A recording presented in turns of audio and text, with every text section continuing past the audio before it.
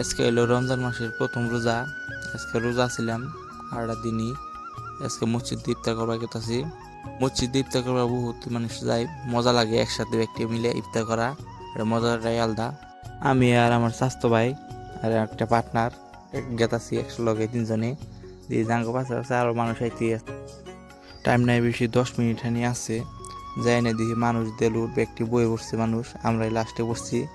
যাই না খালি বয়ে পড়ছি, দিয়ে যে ব্যাগ মানুষ বয়ে পড়ছে, আমরা লাস্টে পড়ছিলাম। মুড়ি খিচুড়ি দিয়ে সব একখানে মিশিয়ে একবার লাইন ধরিয়ে যাচ্ছি।